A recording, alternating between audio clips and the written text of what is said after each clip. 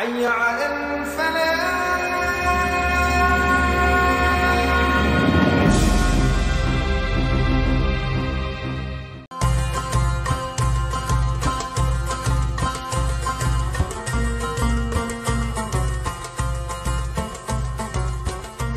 Bismillahirrahmanirrahim. Alhamdulillah wassalatu wassalamu ala Rasulillah Sayyidina Muhammad ibn Abdullah wa ala alihi wa sahbihi wa man walah, amma ba'd.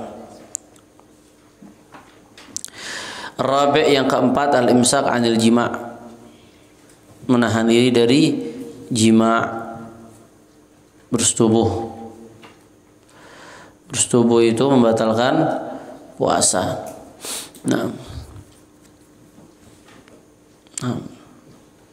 Baik bersetubuh yang halal atau bersetubuh yang haram. Baik bersetubuh dengan istri, ya jatuhnya kalau bulan puasa jadi haram juga, sama kayak makan. Makan itu halal atau haram? Makan makanan yang halal. Tapi kalau lagi puasa jadi apa hukumnya? Jadi haram.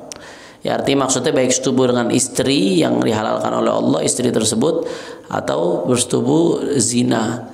Pokoknya segala jenis persetubuhan itu membatalkan puasa, baik setubuh dengan manusia atau setubuh dengan binatang. Na'udzubillah min dzalik, na'udzubillah min dzalik. Batal. Bagaimana bersetubuh yang membatalkan? Apakah cuma dengan buka baju batal puasa? Apakah cuma dengan misalkan cuma dengan berpelukan batal puasa?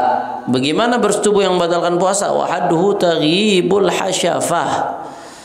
Sekiranya dia sudah batasannya itu wahadduhu, dan batasannya taghibul hasyafah, dia sudah memasukkan hasyafahnya ke dalam farj. Hasyafah, kepala kemaluan, helmnya, mohon maaf. Anak laki nggak perlu dijelasin detail-detail, udah paham. Sekiranya kepala kemaluannya sudah masuk ke dalam faraj, maka otomatis puasanya walaupun nggak sampai keluar mani.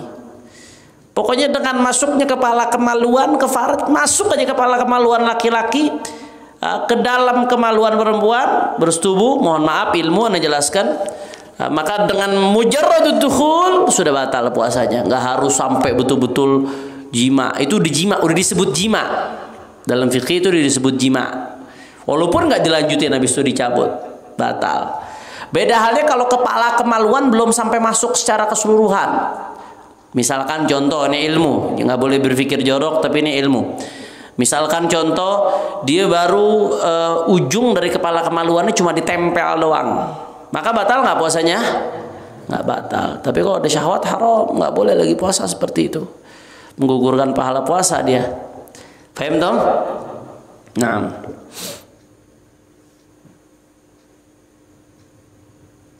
Nah, wahadduhu taghibul hasyafah. Nanti akan kita jelaskan, jima itu bisa menyebabkan seseorang wajib kena kafaratul udhma.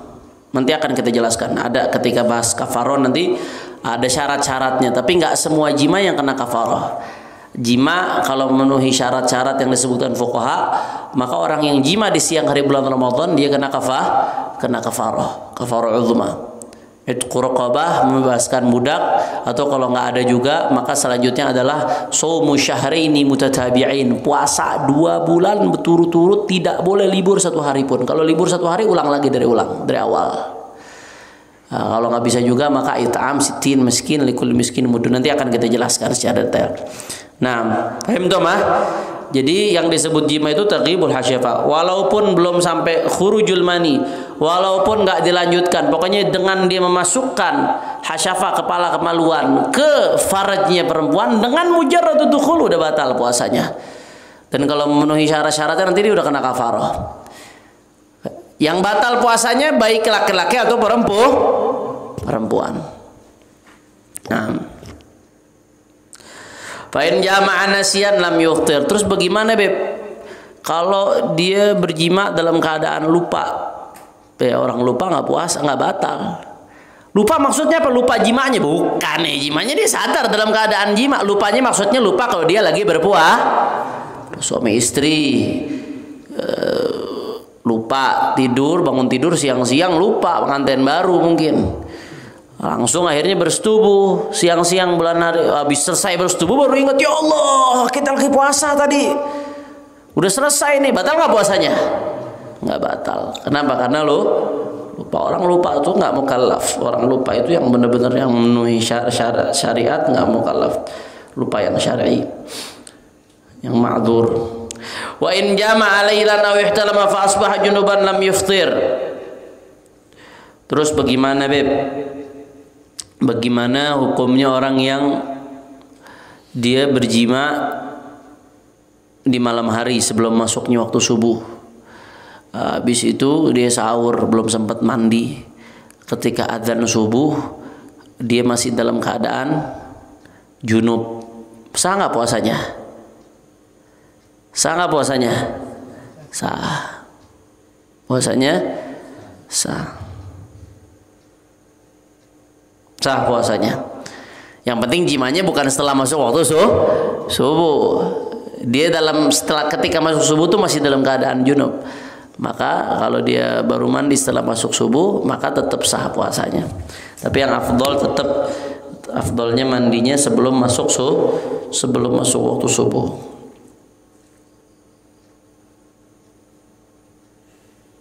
Nah, tetap yang bagus, yang sunnah mandinya sebelum masuk waktu subuh. Berarti kalau ngelanggar sunnah khilaful aula. Nah, faham dong?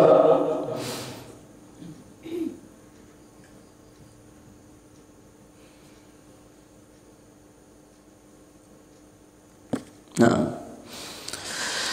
wa in tala al-fajr wa huwa mukhalitun ahlahu fa naza'a fil hal sahha shaumuhu. Kalau ini tadi yang tadi Anda belum terjemahin. Wa in jama'a lailan, kalau dia berjima di malam hari aw ihtalam atau ihtilam. Apa ihtilam artinya? Mimpi basah. Fa asbaha junuban lam yuftir. Kemudian dia asbah, masuknya waktu subuh, masuknya pagi hari, udah masih dalam keadaan junub. Maka bagaimana? Lam yuftir, nggak batal puasanya, tapi tetap sunnahnya dia mandi sebelum masuknya waktu subuh. Wa in tala al-fajr wa huwa mukhalitun ahlahu fa naza'a fil hal sahha shaumuhu. Kalau terbitnya fajar shadiq, ketika terbit fajar shadiq wa huwa mukhalitun ahlahu. Jadi dia nih ketika sahur ada sisa waktu sedikit, ada syahwatnya datang. Karena kalau syahwat datang, kita orang yang sudah menikah itu disuruh datangkan istrinya supaya dia syahwatnya tidak diletakkan dalam sesuatu yang haram. Akhirnya dia ketika habis sahur, dilihat wah masih ada setengah jam nih. Tahu-tahu dia hubungan sama istrinya, lagi hubungan lupa, nggak sadar. Tahu-tahu azan subuh masuk, azannya tepat waktu ya, azannya tepat waktu. Azan subuh tahu-tahu dengar lagi berhubungan. Maka bagaimana hukumnya? Kalau seketika masuknya subuh langsung dia lepas, maka hukumnya sah tetap puasanya. Sah puasanya. Wa in tala al-fajr wa huwa mukhalitun ahlahu fa naza'a fil hal sahha shaum. Kalau ketika terbit fajar wa huwa mukhalitun ahlahu, dia dalam keadaan bersetubuh dengan istrinya.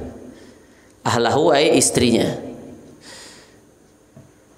Fanaza'a fil hal, kemudian seketika itu langsung dicabut. Seketika itu langsung disudahi persetubuhannya. Tapi langsung ya, begitu tahu masuk fajar langsung seketika itu. Maka bagaimana? Sahha shaumu. Sahha shaumu, sah puasanya. Tapi harus langsung seketika itu, begitu tahu masuk waktu fajar, seketika itu juga langsung. Nah,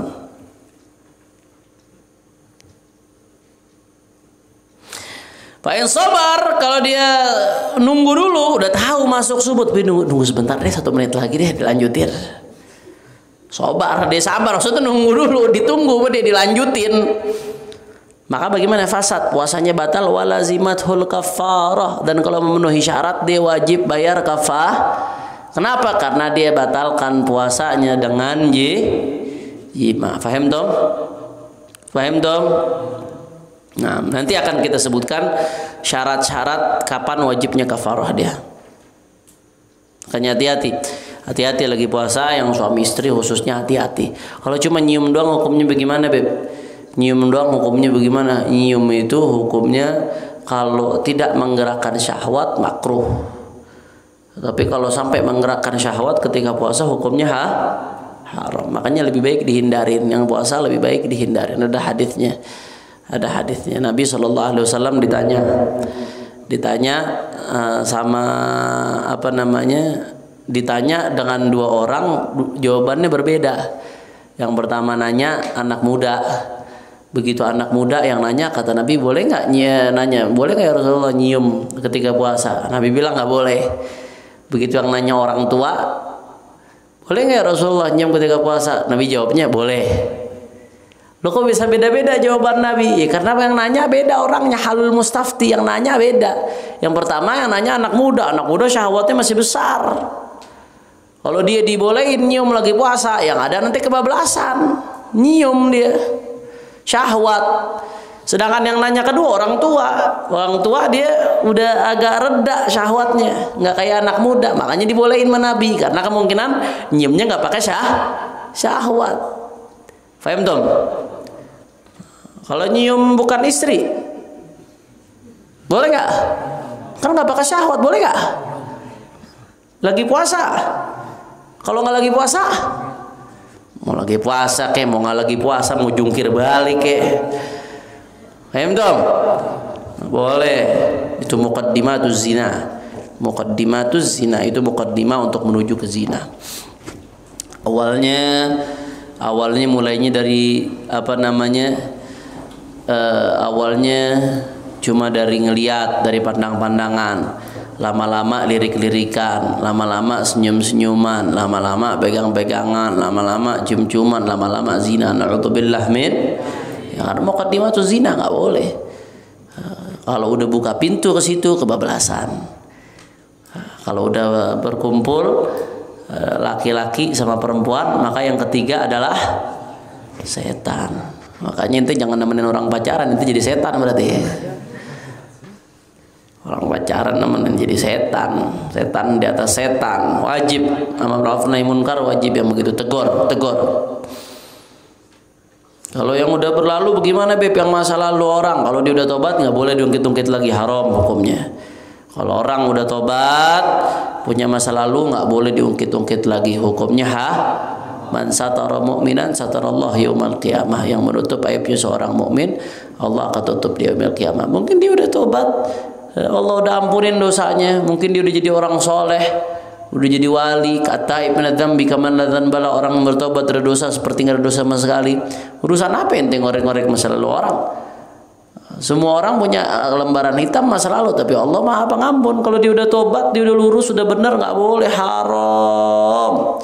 Jangankan yang udah tobat, yang belum tobat, kalau nggak ada kepentingan amar ma'ruf nahi munkar, nggak boleh dia buka-buka aibnya. Paham tom? Nah. Al-khamis al-imsak anil istimna. Yang kelima, menahan diri dari al-istimna. Mengeluarkan mani, al-istimna, al-istif'al. Nah, kalau di nazam maksud apa? Lisinil istif'ali jama'ani li talabin sayruratin wijdani. Istif'al. Lisinil istif'ali jama'ani li talabin. Makna pertamanya adalah makna talab. Istimna ay talab khurujil mani. Al-imsak anil istimna, menahan diri dari mengeluarkan mani.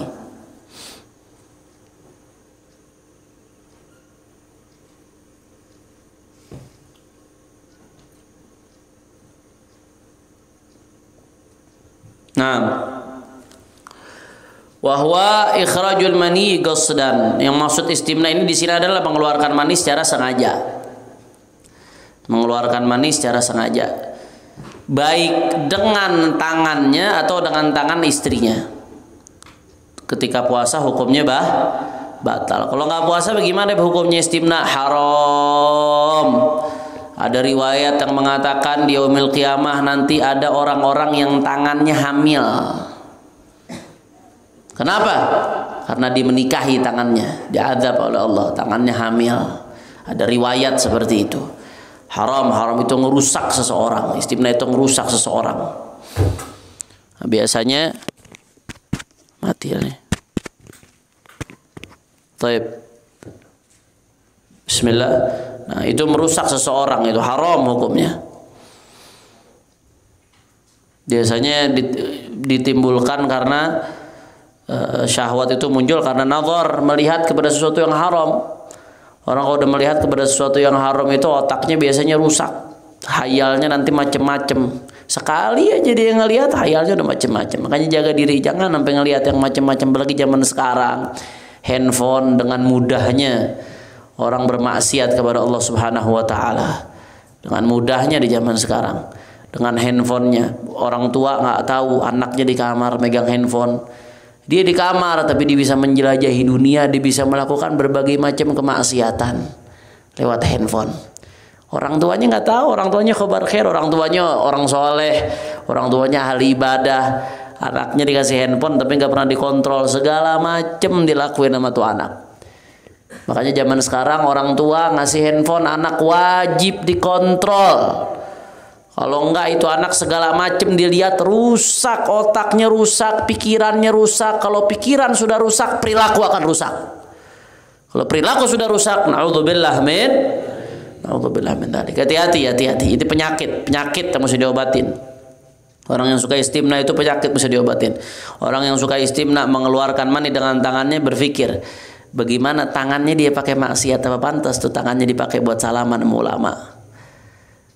Ulama aja udah nggak pantas apalagi salaman sama Rasulullah nanti di yaumil qiyamah. Tangan yang dipakai buat istimna, apa kira-kira tuh tangan nanti bakal salaman sama Rasulullah? Rugi ente nggak salaman sama Rasul sallallahu alaihi wasallam. Na'udzubillah min dzalik. Na'udzubillah min dzalik.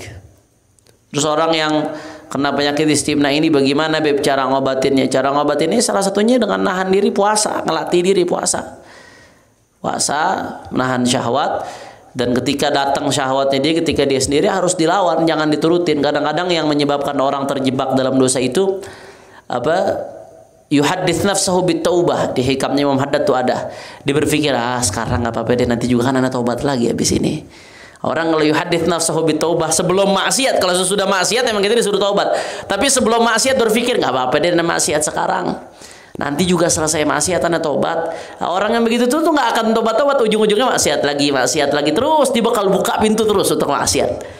Nah, jangan putusin. Ini rantai setan, putusin, lawan hawa nafsu itu, lawan. Nah, kata Habib Ahmad bin Hasan Al-Attas, kalau ada seseorang yang datang setan goda dia hawa nafsunya, maka lihatlah ke langit, kemudian keluarkan suaranya, katakan Allah,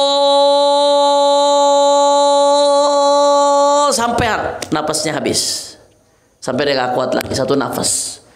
Itu perlahan akan meringankan daripada hawa nafsunya dia, godaan syaitan, karena diingat Allah Subhanahu wa ta'ala. Faham dong? Jadi kalau kita lagi sendirian, ada godaan setan bisikin kita supaya ngelihat hal-hal yang diharamkan oleh Allah, godaan setan supaya melakukan apa-apa yang diharamkan oleh Allah Subhanahu wa ta'ala, maka lihatlah ke langit, maka keluarkan dengan suara kita Allah. Itu cara untuk melawan hawa nafsu.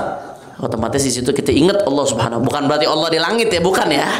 Lihat ke langit tuh, lihat kebesaran Allah. Allah ini maha besar.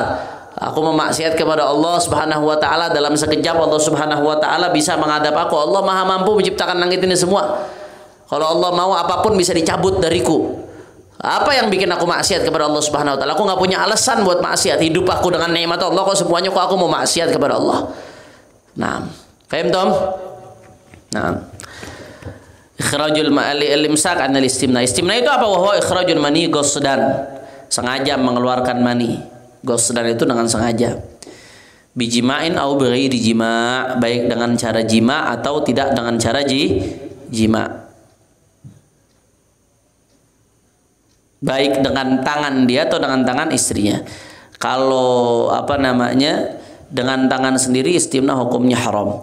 Tapi kalau dengan tangan istri hukumnya boleh, diperbolehkan. Selain puasa ya, ini kita nggak bicara puasa. Boleh al-azal, itu disebutnya azal. Para sahabat dulu kunna na'zil wal Qur'an yanzil. Azal itu disebutnya. Misalkan ketika seorang istri sedang haid, kemudian suaminya datang syahwatnya bagaimana daripada suaminya melakukan yang haram, maka dia keluarkan itu dengan tangan istrinya. Nah, ini hukum, jangan dibawa kepada konotasinya yang porno atau jorok. Saya menjelaskan hukum. Fa inna dzalika yuftiruhu. Nah, kalau orang mengeluarkan mani dengan sengaja ketika puasa, maka hukum puasanya batal. Nah, paham dong? Nah, ini di sini ithaf sadah dalam ithaf sadah muttaqin disebutkan ada riwayat sami'tu qauman yuhsyaruna wa aydihim hubala fa adhunnu annahum haula. Aku mendengar ada sebuah kaum yang nanti dibangkitkan di hari kiamat tangannya hamil. Siapa? Mereka adalah orang-orang yang istimna, yang mengeluarkan mani dengan tangannya sendiri. Nanti kalau nggak tobat dibangkitkan yaumul qiyamah dalam keadaan tangannya hamil. Na'udzubillah min dzalik. Wa qala Sa'id bin Jubair adzaballahu ummatan kanu ya'bathuna bimadzakirihim. Nah, Sa'id bin Jubair mengatakan Allah Subhanahu wa taala mengadab sebuah kaum yang mereka suka memain-mainkan kemaluannya. Itu istimna. Paham dong? Pokoknya sengaja mengeluarkan mani ketika puasa hukumnya batal. Karena dzalika yuftiruhu. Tapi bagaimana Beb? Ini bicara kalau mengeluarkan maninya dikeluarkan ya, sengaja dikeluarkan. Bagaimana dengan orang yang mimpi junub ketika lagi puasa, siang-siang tidur mimpi junub, ihtilam, tanpa disengaja dia keluarkan maninya, batal nggak puasanya? Nggak batal puasanya. Karena di luar kemampuan dia. Mimpi siapa yang bisa mengendalikan mimpi? Nah, terus bagaimana Beb dengan orang yang misalkan orang lemah syahwat, ejakulasi dini, gampang keluar maninya. Tahu-tahu dia gara-gara ngelihat sesuatu syahwat tanpa dia keluarkan keluar mani, maka bagaimana? Maka hukumnya itu di fikih disebutkan kalau memang kebiasaan dia hanya dengan ngelihat bisa keluar maka batal. Kenapa ente udah tahu dengan ngelihat bisa keluar, kenapa pakai ngelihat? Tapi kalau biasanya dia hanya dengan ngelihat nggak keluar, tahu-tahu sekarang hanya dengan ngelihat keluar tiba-tiba, maka puasanya tidak batal, tapi pahala puasanya batal. Intabe, ada yang membatalkan muftirat, membatalkan zahirnya puasa, ada yang muhbitat, membatalkan pahala puasa. Muftirat yang kita bahas dari kemarin, dia membatalkan zahirnya puasa, hukum puasanya nggak sah, batal, muftirat dia. Harus qadha, puasanya nggak sah. Ada yang puasanya sah, tapi pahalanya batal, pahalanya gugur, itu disebut muhbitat. Muhbitat apa? Nanti Imam Ghazali bahas tuh, nanti akan dibahas panjang lebar. Ghibah, orang ghibah puasanya batal nggak? Nggak batal, hukum puasanya sah, tapi pahalanya batal. Kam min sha'imin laisa lahu min siyamihi illa al-ju' wal 'atash. Berapa banyak orang yang puasa dia nggak dapat apa-apa dari puasanya kecuali lapar dan haus. Paham tom? Tabihu. Jadi kalau hukumnya orang dia keluar mani karena nazar, karena ngelihat sesuatu tanpa dia pegang kemaluannya, tanpa dia keluarkan, tahu-tahu ngelihat keluar. Lihat dulu bagaimana kebiasaannya. Kalau kebiasaan dia hanya dengan ngelihat keluar, nah, atau memang sengaja dipantengin, bukan sekali doang itu dipantengin lama, na'udzubillah min dzalik, sampai keluar, maka hukumnya batal. Tapi kalau kebiasaan dia dengan ngelihat gak keluar, tahu-tahu sekarang entah kenapa karena fisik dia lemah atau bagaimana, dia ngelihat sesuatu yang haram, tahu-tahu ngelihat doang keluar. Nah, kalau bukan kebiasaan dia seperti itu, maka hukumnya tidak batal. Tapi karena dia melihat yang haram, melihat kepada sesuatu yang haram, itu hukumnya bisa membatalkan puasa dan malu sama Allah Subhanahu wa taala di dalam keadaan puasa, melawan hawa nafsu tujuannya, tapi malah menggunakan matanya untuk melihat yang haram. Na'udzubillah min orang-orang yang ngelihat haram, yang ngelihat porno. Bayangkan dia apakah nggak nyesal nanti di yaumil qiyamah ketika itu dipertontonkan di depan orang-orang amal yang dia lakukan. Semuanya kan dihisab sama Allah. Laisa bainahu bainallah turjuman, nggak ada di antara dia dan Allah penerjemah, langsung dia sama Allah. Dipertanyakan nanti semua. Apa dia nggak malu? Mata yang dia pakai buat ngelihat haram, apakah dia berharap mata itu yang bisa ngelihat Rasulullah? Mata itu yang bisa mendapatkan kenikmatan terbesar, nazar ila wajhillah, nanti di yaumil qiyamah. Kenikmatan terbesar di hari kiamat ngelihat Rasulullah, ngelihat Allah dan ngelihat Rasulullah. Terus mata ente pakai buat ngelihat porno, ngelihat hal-hal yang Allah haramkan. Ente berharap mata itu bisa pandang Rasulullah? Ya hada. Apa pantas mata bisa biasa ngelihat seperti itu kemudian ngelihat Rasulullah? Mudah-mudahan yang pernah melihat sesuatu yang haram diampuni oleh Allah Subhanahu wa taala, dan mudah-mudahan diberikan taubatan nasuha sehingga mata itu bisa memandang indahnya baginda Nabi besar Muhammad sallallahu alaihi wasallam. Marzuqna ru'yatahu fid dunya qabla al-akhirah insyaallah. Naam. Wala yuftir biqublati zaujatihi, dan enggak batal puasanya dengan mencium istrinya. Wala bimudaja'atiha, begitu pula dengan bersentuhan dengan istrinya, ma lam yunzil, selama tidak inzal, selama tidak inzal. Tapi kalau pakai syahwat hukumnya hukumnya dosa, walaupun nggak batal tapi dosa.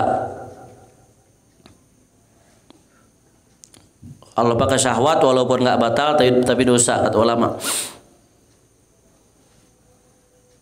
Nggak boleh. Tapi selama nggak inzal, dia mencium sini, selama nggak inzal, nggak keluar mani, hukumnya nggak tidak batal puasanya. Begitu juga mudaja'ah. Mudaja'ah itu dia tempel istrinya gitu, bukan jima ya. Dia tempelin badannya ke badan istrinya misalkan. Itu hukumnya kalau pakai syahwat dosa, tapi tidak batal. Puasanya tidak batal. Lakin yukrah dzalik, akan tetapi dimakruhkan. Dimakruhkan ini kata fuqaha kalau tidak pakai syahwat, hukumnya tetap makruh. Kecuali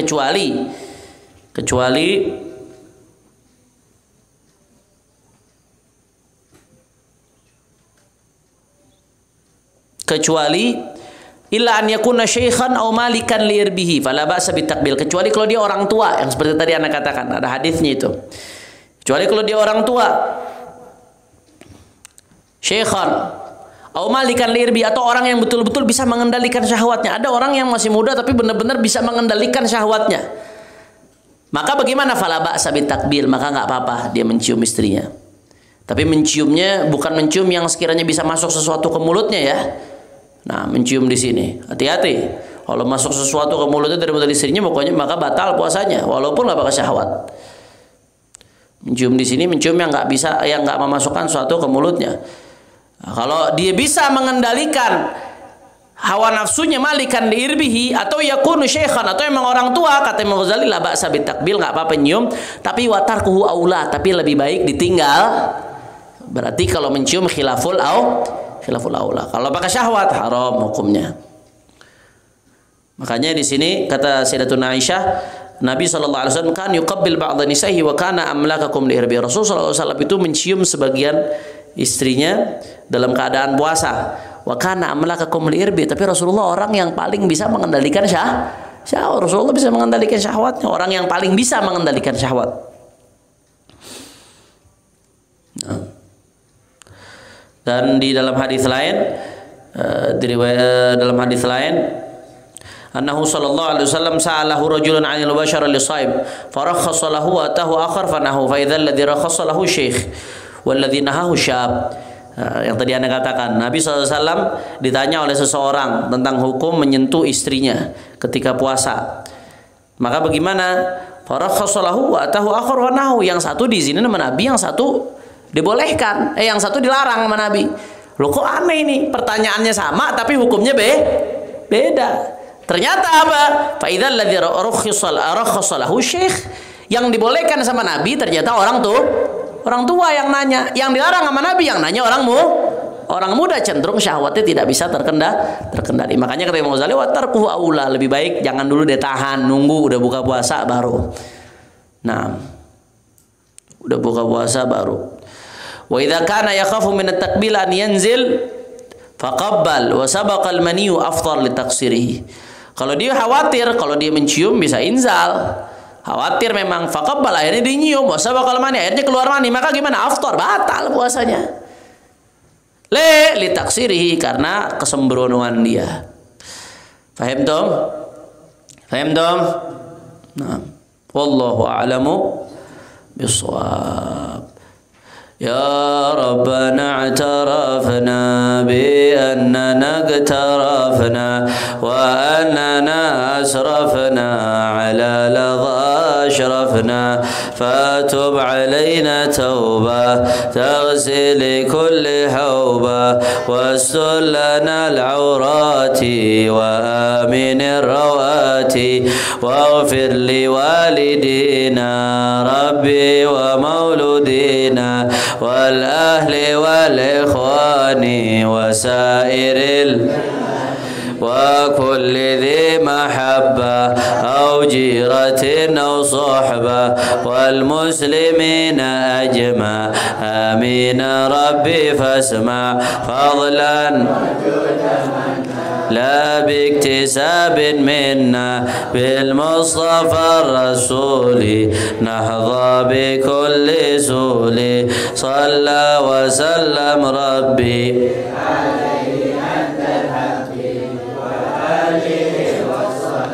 إدادة الصحب والحمد لله في البدء والتناهي والحمد لله رب العالمين. الفاتحة لحضرة النبي محمد صلى الله عليه وسلم، ثم إلى جميع الصحابة والقرابة والتابعين وتابعي التابعين لهم بإحسان إلى يوم الدين، ثم إلى الإمام حجة الإسلام أبي حامد محمد بن محمد الغزالي والعلامة مرتضى الزبيدي والوالد عبد الرحمن بن العطاس، والدينا والديكم وأمواتنا وأمواتكم وأموات المسلمين، أن الله يتغشاهم بالرحمة المغفرة ويدخلهم الجنة برحمته، ويعيد علينا من بركاتهم وأسرارهم وأنوارهم وعلومهم ونفحاتهم في الدين والآخرة، ويجعلنا من حزبهم ويرزقنا محبتهم ويتوفنا على ملتهم ويحشرنا في زمرتهم بخير وعافية. إلا وأن الله يبارك لنا في رمضان ويجعلنا من صوامه وقوامه وتقى يطلق من النار، ويدفع عنا الغلاء ويدفع عنا الوباء ويدفع عنا شر الطاغين والباغين والحاسدين والحاقرين والفاسقين والظالمين والكافرين والمنافقين. على هذه النية ولكل نية صالحة جامعة شاملة لخيرات الدنيا والآخرة والعيادة في زيادة، وإلى حضرة النبي محمد صلى الله عليه وسلم بسر الفاتحة. بسم الله الرحمن الرحيم. الحمد لله رب العالمين الرحمن الرحيم مالك يوم الدين، إياك نعبد وإياك نستعين اهدنا الصراط المستقيم صراط الذين أنعمت عليهم غير المغضوب عليهم ولا الضالين آمين. ربنا تقبل منا إنك أنت السميع العليم وتب علينا إنك التواب الرحيم. يا البعلوي يا البعلوي يا البعلوي شفاعة كل قربة تنجدي، وبكم يا أهل الله كل حاجة قضي دعوهم فيها سبحانك اللهم تحيتهم فيها سلام، وآخر دعوانا الحمد لله رب العالمين بالقبول.